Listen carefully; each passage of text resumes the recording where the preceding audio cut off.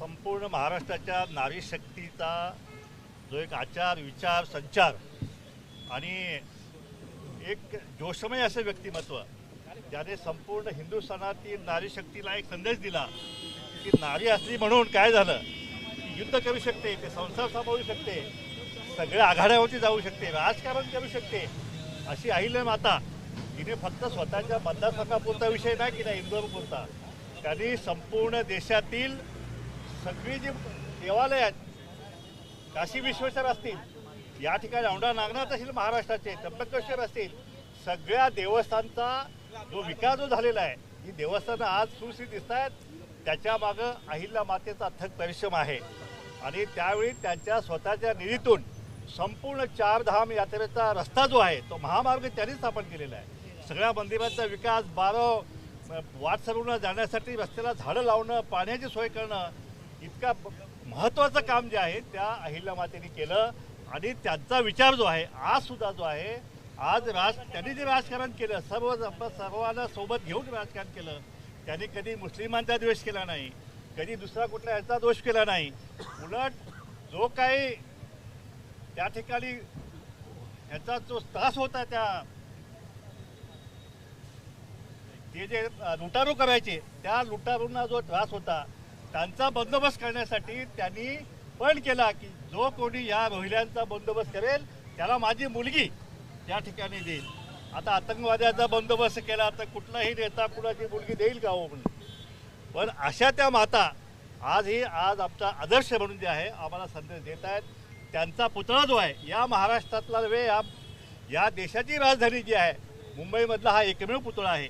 आणि त्या ठिकाणी आम्ही सगळेजण मिळून प्रत्येक वर्षी मातेला आम्ही दुग्धाभिषेक घालून त्यांना अभिषेक करतो आणि त्यांचा आशीर्वाद आम्ही या ठिकाणी घेतो.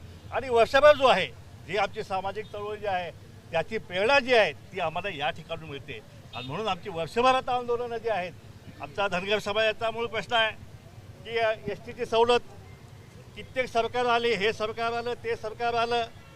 या ठिकाणी बारामतीला आपल्याला माहीत असेल देवेंद्र फडणवीस त्या ठिकाणी गेले, त्यांनी सांगितले की आम्हाला सत्तेत बसवा, आम्हाला सत्तेत बसवा, पहिल्या कॅबिनेटमध्ये आम्ही तुम्हाला आरक्षण देऊ. पण कित्येक कॅबिनेट संपल्या, सरकारं संपली, 5 वर्ष संपली, दुसरी 5 वर्ष आली, त्याही कॅबिनेट संपत आल्या, पण एकाही कॅबिनेटमध्ये धनगर समाजाचा एसटीच्या आरक्षणाचा प्रश्न मात्र कुठलाही घेतला जात नाही. ही धनगर समाजाची खंत आहे. धनगर समाजाला पैसे नको आहेत, त्यांना फक्त आरक्षण हवं आहे. आम्हाला फक्त शिवाजी बापू शेंडेंनी 3.5% आरक्षण एनटीचं दिलं, त्याच्यावरती कसा बसा हा समाज जो आहे तो आज तगलेला आहे. म्हणून आमचं मुख्य मागणी जी आहे एसटीची आहे ती पूर्ण करावी अशी मागणी जी आहे संपूर्ण समाजाची. या ठिकाणी आज मुख्यमंत्री आज चौंडीमध्ये आहेत, अख्खं मंत्रिमंडळ चौंडीमध्ये आहे. आज आम्हाला अपेक्षा आहे की आज नक्की काहीतरी घोषणा सरकारकडून त्या ठिकाणी आरक्षणाविषयी होईल. म्हणून आज लाखोंच्या संख्येने समाज आज आशेनं जो आहे आज चौंडीमध्ये पोहोचलेला आहे. आता बघूया सरकार आज काय आम्हाला काय गिफ्ट काय देते काय आज अहिल्यादेवी जयंतीचे. धनगर आरक्षणाचा मुद्दा तुम्ही काढलात, मात्र काल मनोज जरांगे पाटील यांनी त्यांचं उपोषण सोडलं. मराठा आरक्षणासाठी त्यांनी सरकारला 2 दिवसांचं अल्टिमेटम दिलं आहे कायदा करण्यासाठी. वारंवार जरांगे पाटील आंदोलनाला बसत आहेत. हे पहा, जरांगेंचं जे आंदोलन जे आहे ते मराठा समाजाला ओबीसीतून आरक्षण पाहिजे म्हणून आंदोलन त्यांचं आहे. आमचं म्हणणं आहे की त्यांना आरक्षण द्यायला आमचा विरोध नाही, त्यांना आरक्षण द्या, जरूर द्या, गरीब मराठ्यांना न्याय मिळाला पाहिजे हीच आमची भूमिका आहे. परंतु आमच्या ताटातलं खायचं, ओढून घ्यायचं, कारण तुमची सत्ताधीश आहे, तुमचे आमदार आहेत, मंत्री आहेत, ह्याच्यावरती तुम्ही जर आमचं ताट ओढून घेत असाल तर ते आम्ही मुळीच खपून घेणार नाही. कुठल्याही परिस्थितीत सगळे नेते सांगतायत की आम्ही ओबीसीला धक्का लावणार नाही, देवेंद्र फडणवीसमध्ये धक्का लावणार नाही, अजितदादा म्हणून गेले, सगळे मुख्यमंत्री जे आहेत सगळे, उद्धवजी पण म्हणाले कणभर सुद्धा धक्का लागू देणार नाही. आम्ही पण 100 जवळ 125 जिल्हा परिषद सदस्य, पंचायत समिती सदस्य, सगळ्या आमच्या जागा ज्या दिवसा ढवळ्या बोगस कुणब्याचे दाखले घेऊन त्यांनी हडप केले ना. आता जात पडताळणी आलेली आहे, 6 महिन्यामध्ये हे व्हॅलिड नाही झाले तर हे सगळे घरी बसणार आहेत. आणि जर असे खोटे दाखले घेऊन जर जात पडताळणी समितीने जर एखादी जागा ओके केली, त्यांनी प्रमाणपत्र दिलं, तर मग मात्र आम्हाला कोर्टामध्ये आम्ही त्याला नक्की चॅलेंज करू. आम्ही एकही जागा जी आहे आमच्या ओबीसीच्या हक्काची जागा, एकही जागा आम्ही सोडू देणार नाही. याच्यामध्ये सर्वात जास्त नुकसान झालेलं आहे त्या आमच्या धनगर समाजाचा आणि भटक्या समाज झालेला आहे. त्यांच्या जागा दिवसा ढवळ्या, बाप आजोबा मराठा, बाप मराठा, खापर पंजोबा मराठा, आणि हाच कसा कुणबी झाला. ह्याचा दाखला कसा कोण मिळत आला? म्हणून आम्ही हे खपवून घेणार नाही. आम्ही एक दाखला जो आहे तो आम्ही कोर्टामध्ये आव्हान देणार आहोत. आणि हे जरांगेंचं जे स्वप्न आहे की आम्ही बोगस कुणबी दाखले घेऊन आम्ही ओबीसीवर आम्ही हल्लाबोल करू, ते मुळीच आम्ही शक्य होऊ देणार नाही. सरकारला याची फार मोठी किंमत जी आहे ती त्या ठिकाणी द्यावी लागेल. अरे आंदोलन आम्ही पण करू शकतो ना, उपोषण आम्ही पण करू शकतो. अंतरवाली सभाटे आत्ता त्याने तयारी पण केली आहे तिथल्या कार्यकर्त्याची.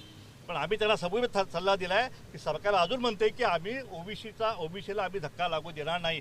धक्का न लागता आम्ही काय द्यायचं ते देऊ. 10% आरक्षण आधीच दिलेलं आहे. खरं तर सरकारने अधिवेशनात देखील या संदर्भात घोषणा केली आहे. मुख्यमंत्री असतील उपमुख्यमंत्री, मात्र तरीही ते म्हणतात की 10% आरक्षण पुरणार नाही करून. हे पहा, एखाद्या समाजाला 10% आरक्षण, एवढं मोठं आरक्षण जे आहे EWS, आणि त्या 10%मधलं जवळपास 8.9% आरक्षण हे फक्त एकटा मराठा समाजाने घेतलं. हे आकडे सांगतात, मी सांगत नाही आहे.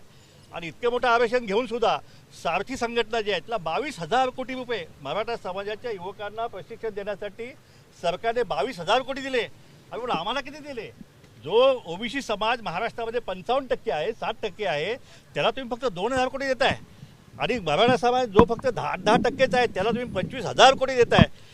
ही विषमता जी आहे, हा दुजाभाव जो आहे, हा आम्ही खपवून घेणार नाही. जे तुम्ही मराठा समाजाला द्याल तेच आम्हाला तुम्हाला द्यावंच लागेल. जे काय तुम्ही मराठा योजना कराल त्या योजना ओबीसीसाठी तुम्हाला द्याव्याच लागतील. धनगर समाजासाठी तुम्ही आदिवासी ना ते धनगर समाजाला मग देत का नाही?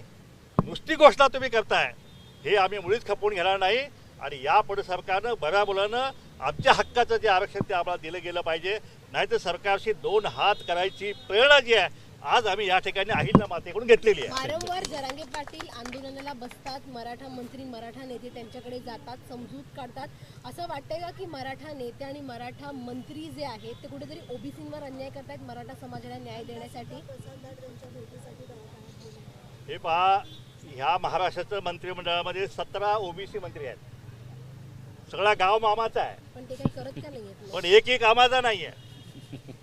आणि ज्यावेळी इथं आता भंडाऱ्यामध्ये आमचं ओबीसीचं आंदोलन झालं, 46.7 डिग्री टेम्परेचर, त्या ठिकाणी आमचे लोक उपोषणाला बसलेले आहेत. पण त्या ठिकाणी प्रसाद लाड असतील किंवा दरेकर असतील, हे मुख्यमंत्र्यांची जे काय प्रमुख मंडळी जे आहेत ती त्या ठिकाणी काय भेट देत नाहीत. मग त्यांना फक्त मराठा समाज आंदोलन दिसतं काय? आमचं दिसत नाही का? आणि दिसण्यासारखं आंदोलन करायचं असेल तर हम भी कुछ कम नहीं है. और हम भी सरकार को ये इशारा देते हैं कि आपने हमारे आरक्षण को अगर धक्का लेने की थोड़ी भी कोशिश की तो ये सरकार गिर के रहेगा. शेवटचा प्रश्न, तुम्ही मंत्रिमंडळात किंवा मुख्यमंत्र्यांना भेटणार का, किंवा तुमचे नेते छगन भुजबळ यांची देखील भेट घेऊन या सगळ्या संदर्भात तुम्ही त्यांच्याशी काही निवेदन देणार आहात? हो, आम्ही सरकारला निवेदन दिलेलं आहे. एक तर जात न्याय जनगणना चालू आहे. अनेक गावामधून ओबीसी बांधव बहिष्कार घालत आहेत की कारण सरकारने कॅबिनेटचा निर्णय घेतला होता केंद्र सरकारने की यावेळची जनगणना जी आहे ती आम्ही सर्व जात न्याय जनगणना करू. पण जो काही त्यांची प्रश्नावली आलेला आहे त्याच्यामध्ये 12व्या कॉलममध्ये फक्त SC ST आलेला आहे आणि बाकी इतरचं काहीच आलेलं नाही. त्यामुळं ओबीसीमध्ये फार मोठा संताप जो आहे तो त्या ठिकाणी आहे, फार मोठी साशंकता आहे. त्यामुळे सरकारनं याचं विश्लेषण, याची स्पष्टता केली पाहिजे की पुढच्या टप्प्यामध्ये आम्ही जात न्याय जनगणना करू. आणि जर ती नाही केली तर मात्र राज्यव्यापी आंदोलन जे आहे ते आम्ही केल्याशिवाय राहणार नाही. येत्या 11 तारखेला मुंबईमध्ये ओबीसी नेत्यांची बैठक आम्ही बोलवली आहे. त्या बैठकीमध्ये आम्ही राज्यव्यापी आंदोलनाचा जो आहे तो आम्ही निर्णय घेतल्याशिवाय राहणार नाही. थँक्यू.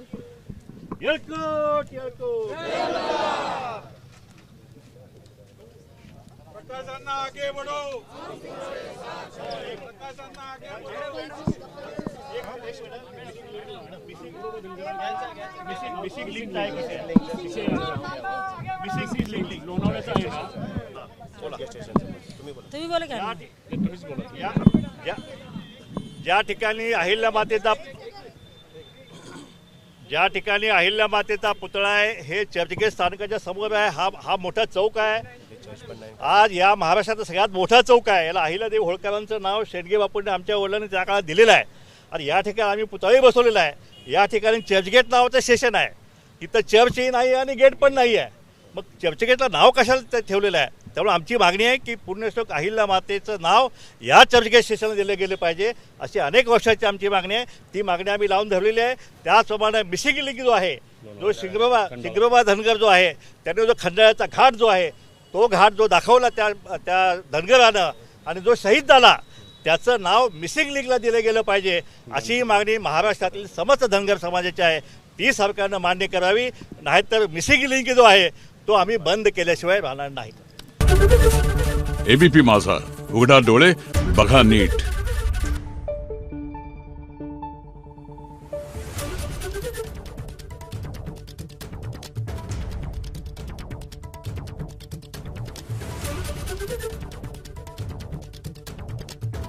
Thank you.